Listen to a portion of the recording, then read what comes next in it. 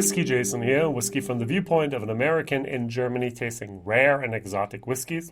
Today I have something from Signatory Vintage, Speyside single malt Scotch whiskey distilled at Linkwood Distillery, aged 13 years in a sherry butt.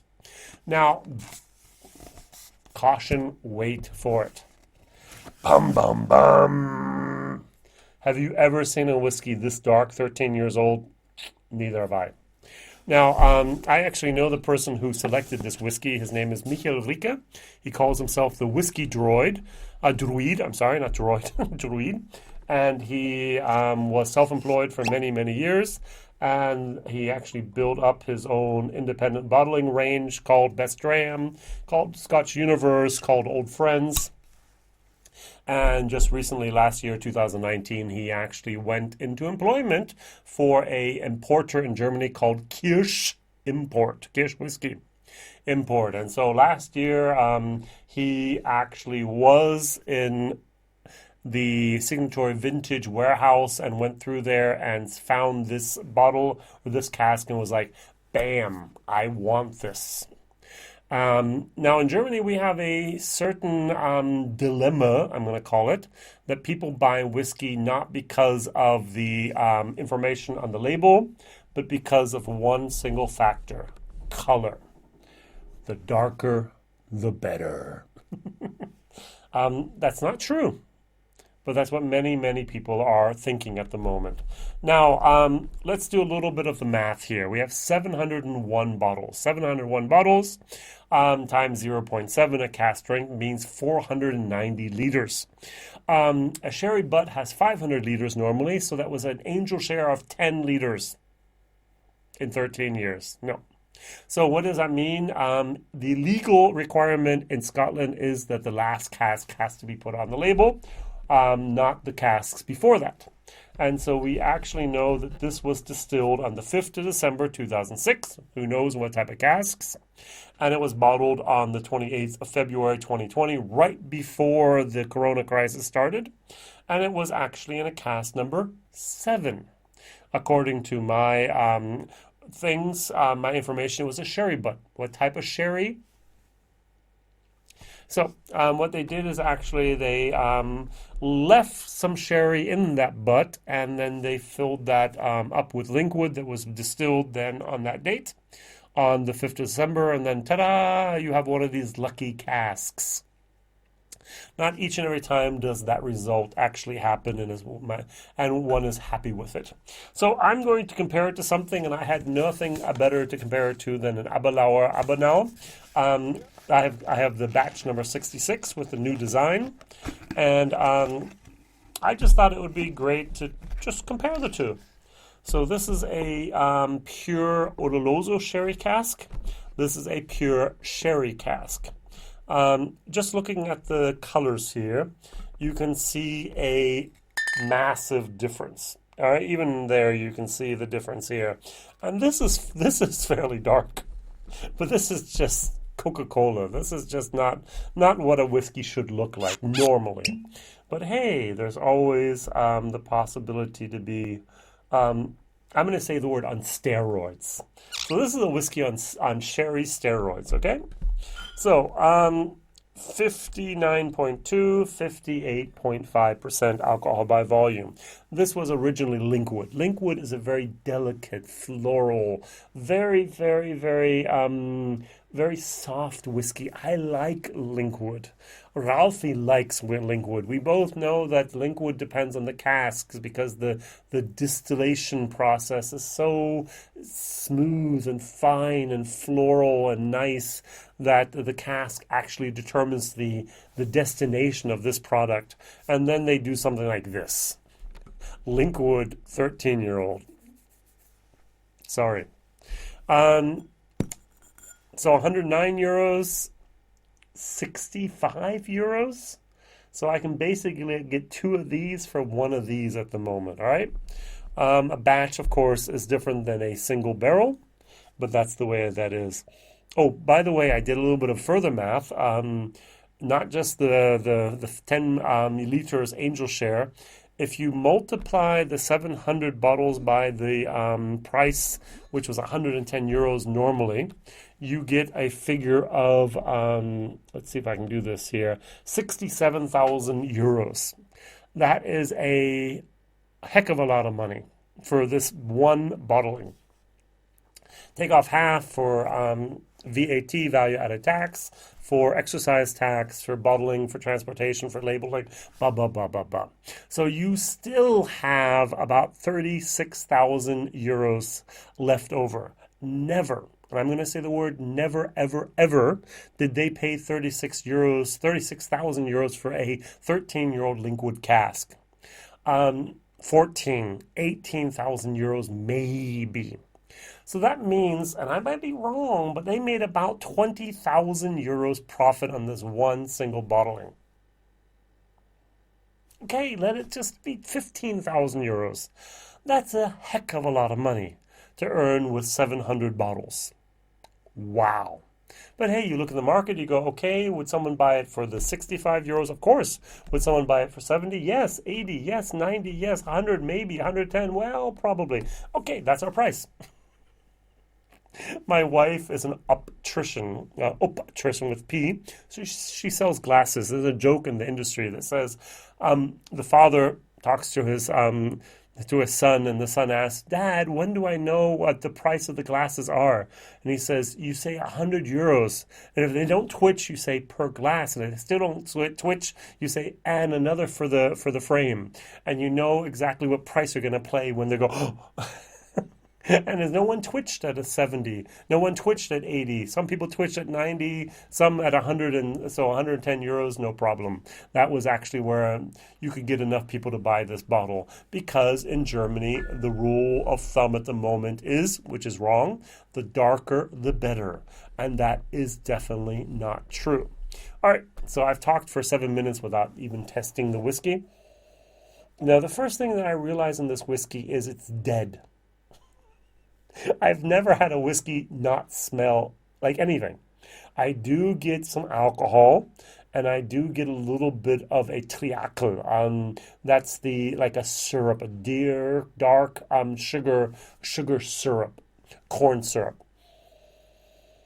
But there's not much in here. And it's not me. If I go over to the Yabalauer,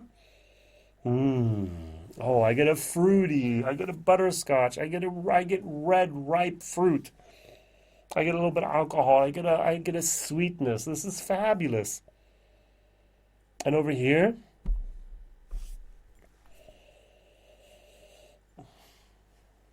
dead. I've never ever had a whiskey this dead before. All right, let's try it. So we're at 58.5%. Now, I've done my German video, so I know what's going to happen. I'm going to just inform you what's going to happen. Usually when I drink a whiskey, for example, let's say this whiskey, at the beginning you get a nice little fruit, and often towards the end that alcohol, that pepper kicks in. This does exactly the opposite. At the very beginning you have an alcohol burst, and then the fruitiness really kicks in. It's a unique unicorn type of whiskey here. So, Slanche.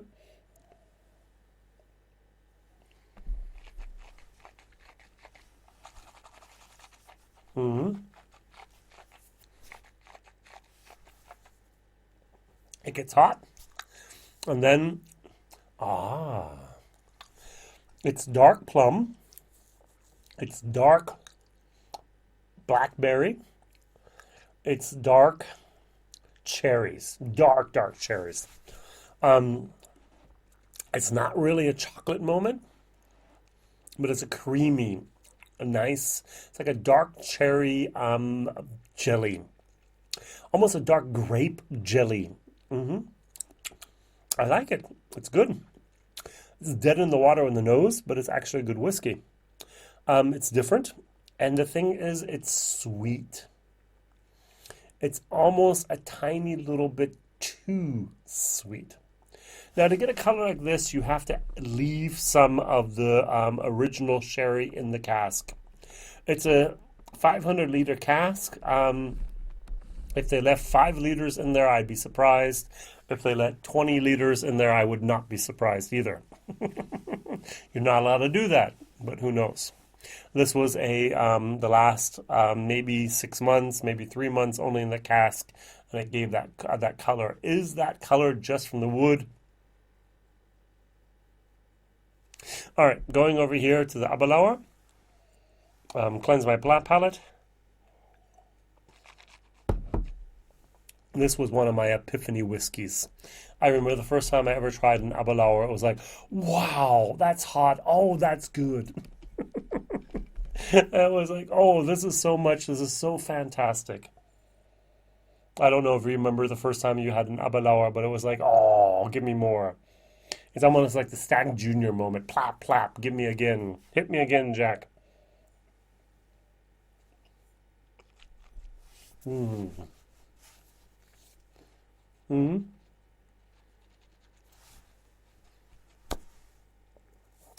It's always great to have a benchmark and compare it against each other.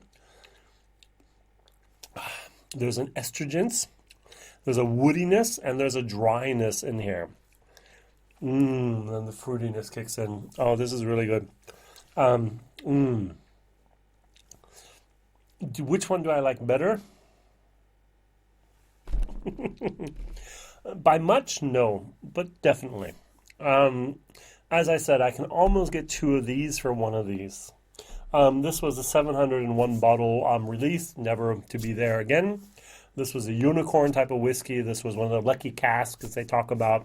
This is a standard 66 batches. There'll be 67, there'll be 68. There'll probably be up to 100 batches, if not more. Were the older batches probably better? Yes. Are the good batches today still there? I think so. I still can recommend this fully. I'm not sure if I really love the new look. A little bit of a canvas type of look, but that's okay. Going back here to this, especially after I drink this turns into one of those sickly sweet type of syrups.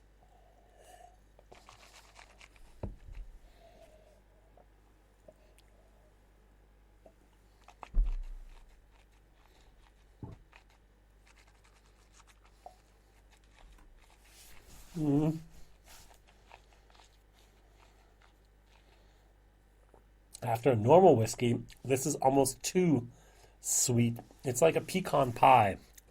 You can eat 1 slice, and the second slice is like, oh, I'm not sure. And you can drink 1 sip of it, and the second sip is like, I'm not sure. This has a place in the whiskey world, and yet the whole time I'm kind of like, why did they abuse and misuse my favorite Linkwood juice for this? You could have used something else, but no, you had to take one of those nice floral soft distillation products and just hammer it to death with this sherry butt. Yeah, a little bit of water in here. I'm going to give this a B minus. I'm going to give this a C plus.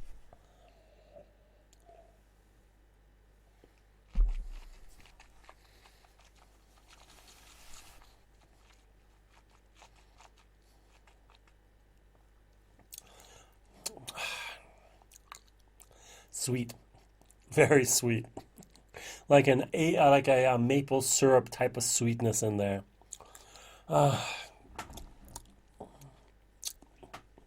Not really what I expected, not really what I want in a whiskey.